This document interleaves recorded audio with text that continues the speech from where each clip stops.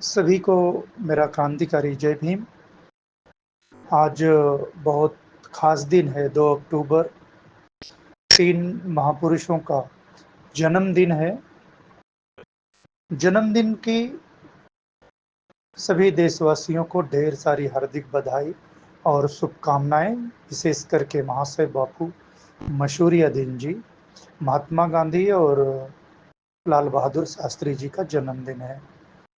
हालांकि मैं चर्चा करूंगा ऐसे महान महापुरुष का जिन्होंने न केवल देश के लिए अपितु उन्होंने पूरे उन जातियों के लिए काम किया जो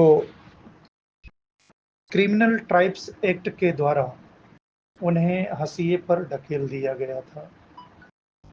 और ऐसे जातियों को जिन्हें हंसिए पर रखा गया था, तो उसमें जब भारतीय संविधान लागू हुआ, अनुच्छेद 395 का उल्लेख है, प्रावधान में इस संदर्भ किया गया कि संविधान लागू होने के साथ ही जो पुराने कानून है, नियम है, अधिनियम है, उन सब को निरस्तित कर दिया गया है।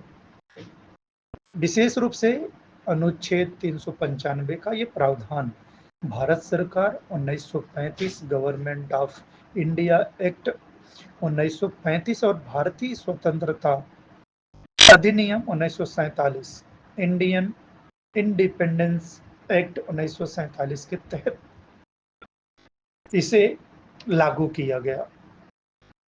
और ये 26 जनवरी 1950 को जब संविधान लागू हुआ, तब ये पुराने जितने भी नियम कानून कायदे थे सभी निरस्त कर दिए गए थे। अब बात ये आ रही है कि जब सारे नियम कानून खत्म कर दिया भारतीय संविधान अनुच्छेद 395, तो फिर वो कौन लोग थे जो इसे जारी रखना चाहते थे अंग्रेजों के जाने के बाद। तो आप सब जानते हैं कि इस देश पर कब्जा ब्राह्मणी व्यवस्था का है और वो नहीं चाहते थे कि इन जातियों का नियंत्रण हमसे बाहर हो जाए, क्योंकि ये मार्शल कौम थी, लड़ाकू कौम थी, 203 जातियां बहुत बहादुर थी। इसलिए उसे हंसिए पे लाने के लिए इन लोगों ने षड्यंत्र किया। लेकिन इस षड्यंत्र का पर्दाफाश तब होता है जब एक महान महापुरुष पासी समुदाय में जन्म लेता है, जिनका नाम महाशय बापू मशहूरिया दीन है। भारतीय स्वतंत्रता सेनानी के राजनीतिज्ञ और समाज सुधारक थे। उनका जन्म 2 अक्टूबर 1911 को प्रयागराज, तत्काल जिसे इलाहाबाद के निकट एक छोटे से गांव जोंधवल में हुआ था, जो उत्तर प्रदेश में दूसरी सबसे बड़ी अनुसूचित जाति में आते हैं। उन्होंने प्रयागराज के एक गवर्नमेंट नॉर्मल स्कूल में शिक्षा प्राप्त की। स्वतंत्रता संग्राम में सक्रिय भूमिका निभाने के कारण वे कई बार जेल गए। उन्होंने क्रिमिनल ट्राइब्स एक्ट, जिसके तहत पासी समुदाय को अपराधी घोषित किया गया था, उसे समाप्त करने के लिए उन्होंने बहुत महत्वपूर्ण कदम उठाए थे। उनका जो राजनीतिक जीवन था, वे संविधान सभा के सदस्य भी रहे। स्वतंत्र भारत में 4 बार लोकसभा सांसद चुने गए। 1952 में पहली बार और 1957 में फूलपुर से, तथा 1962 और 1967 में चायल से। जवाहरलाल नेहरू उन्हें महाशय कहकर बहुत सम्मान दिया करते थे। 1969 में कांग्रेस का विभाजन हुआ था। वे कांग्रेस वो में शामिल हो गए जहां इंदिरा गांधी ने उन्हें वापस बुलाने के लिए बहुत ज्यादा प्रयास की, लेकिन महाशय बापू मशहूरिया दिन वो वापस ना आने की ठाने थे। अब बात ये आती है कि महाशय बापू मशहूरियादीन जी का जन्मदिन अब विस्तार ले लिया है, पूरा देश मनाता है और राजनीतिक पार्टियां भी मनाने लगी हैं, जिसमें कांग्रेस, बीजेपी, समाजवादी पार्टी और बसपा, ये मुख्य रूप से 3 पार्टियां अब इन्हें मनाने का प्रयास अब पूरी तरह से मनाने लगी हैं। तो उनका जो अपना जीवन था, जिसे वो राजनीतिक जीवन में समर्पित किए और देश के लिए उन्होंने स्वतंत्रता संग्राम सेनानी में युद्ध लड़े और उन्होंने उनका एक लक्ष्य था, जो भारत में ब्रिटिश औपनिवेशिक सरकार द्वारा लागू किया गया एक विवादास्पद कानून था, जिसका उद्देश्य कुछ समुदायों को जन्मजात अपराधी घोषित कर उन्हें सामाजिक और भौगोलिक गतिविधियों पर नियंत्रण करना था। इस कानून का इतिहास प्रभाव कई चीजों पर प्रभाव डालता है। प्रारंभिक पृष्ठभूमि 19वीं सदी में ब्रिटिश शासकों ने भारत में अपनी प्रशासनिक व्यवस्था को मजबूत करने के लिए विभिन्न समुदायों को वर्गीकृत करना शुरू किया। कुछ जाति और सामाजिक आर्थिक रूप से हाशिए पर रहने वाले समुदाय को अपराधी मान लिया गया, क्योंकि उनकी जीवन शैली, जैसे घुमंतू होना, जंगल में रहना, ब्रिटिश शासन के नियंत्रण में फिट वो नहीं बैठते थे, क्योंकि वो मार्शल कौम थे, लड़ाकू थे, तेज तरार थे और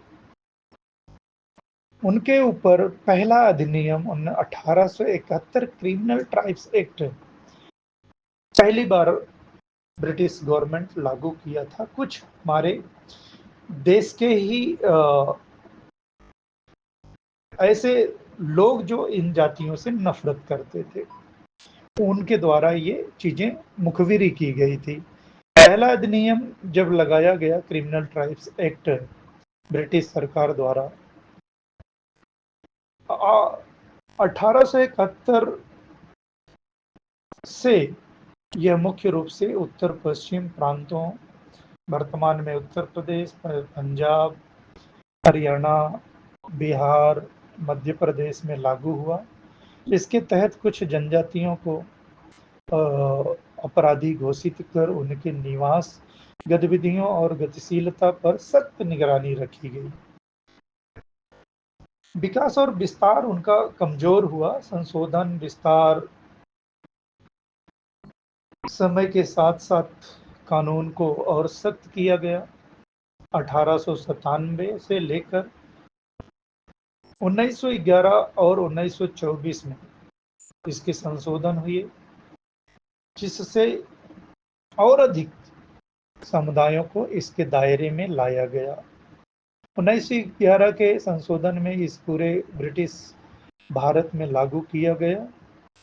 प्रभावित समुदाय इस कानून के तहत पासी, भांटू, सांसी, बावरिया, कंजर और कई अन्य एससी कास्ट की समुदाय अपराधी जनजाति घोषित किया गया।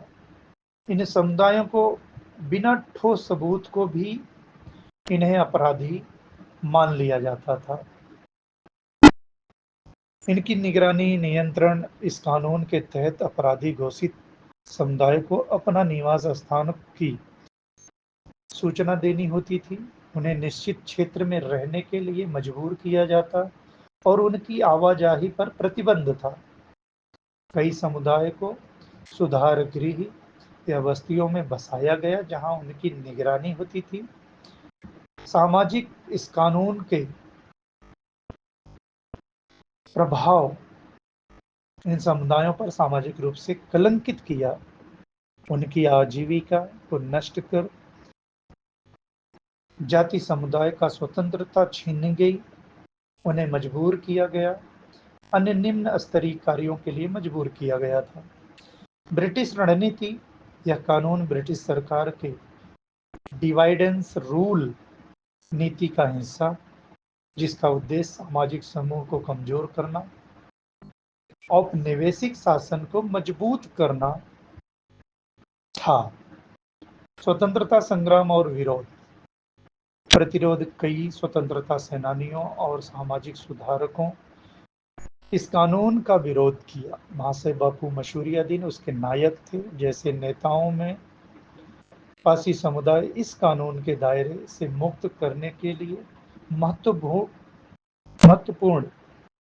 बड़ी भूमिका निभाई और इससे 203 जातियों को हटाने में पूरा महत्वपूर्ण योगदान था, जो कि रिपोर्ट और सुधार 1936 में एक समिति इस कानून की समीक्षा की गई और इससे अन्यायपूर्ण माना गया। इसके बाद स्वतंत्रता संग्राम के दौरान इस कानून के खिलाफ आवाजें बहुत ज्यादा तेज हुई। इसकी समाप्ति के लिए निरस्त स्वतंत्र भारत में 1952 में इस कानून को निरस्त कर दिया गया, जिसके कारण क्रिमिनल ट्राइब्स एक्ट के नायक, जिन्होंने इस कानून को लेकर इतना ज्यादा चिंतित, इतना ज्यादा सीरियस, और वो हमेशा चाहते थे कि ये जो काला कानून है इसे डिनोटिफाइड ट्राइब्स बदलकर इन समुदायों को अपराधी श्रेणी से मुक्त किया जाए।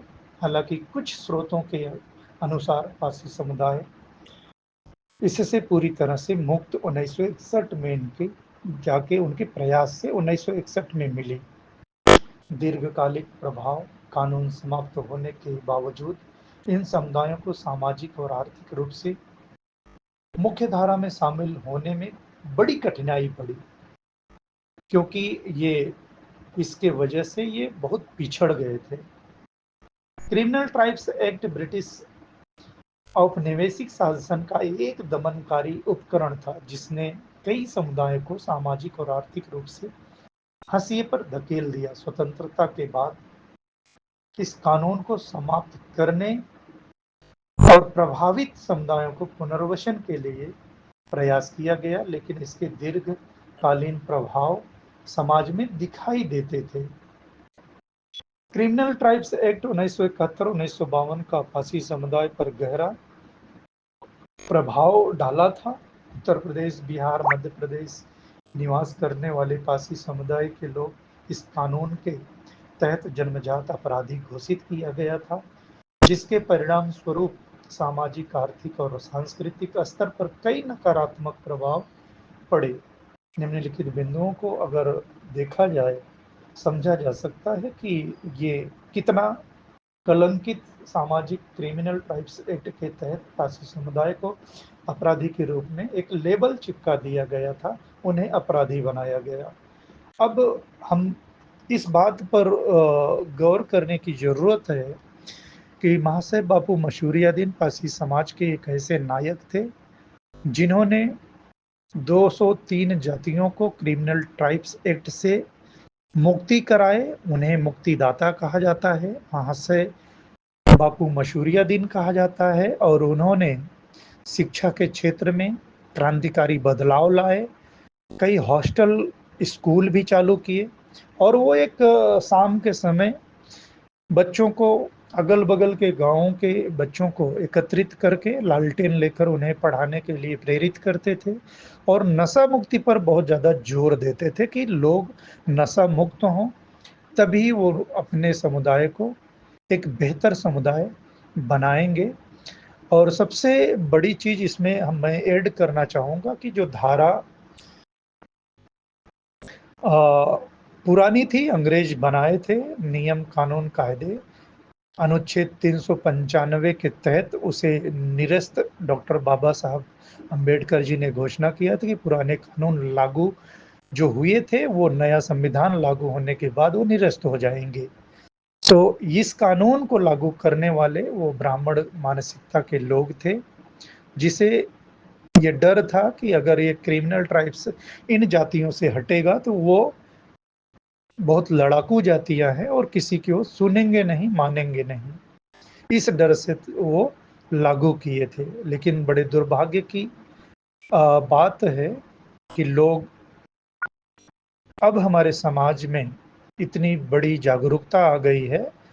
तो महाशय बापू मशहूरिया दिन भारतीय संविधान के संविधान सभा के मेंबर थे और उनका योगदान समाज के लिए या 203 जातियों के लिए बहुत महत्वपूर्ण था।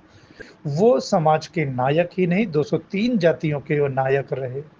तो ऐसे महान महापुरुष का जन्मदिन पर पूरे देश को जन्मदिन की बधाई और शुभकामनाएं देता हूं। और लोगों में जो भ्रम है उसे मैं दूर करना चाहूंगा। डॉक्टर अंबेडकर देश के हर जाति के लिए उन्होंने काम किया, हर धर्म के लिए उन्होंने काम किया, हर लोग के लिए काम किया, चाहे वो महिला हो, पुरुष हो, किसी भी जाति धर्म का हो, उन सभी के लिए उन्होंने एक कानून बनाए और सबको समता, न्याय, बंधुत्व, भाईचारा में रखा। अगर इस बात से आपको इत्तेफाक नहीं है, तो ज़रूर आप अपनी राय दे सकते हैं। बहुत-बहुत धन्यवाद।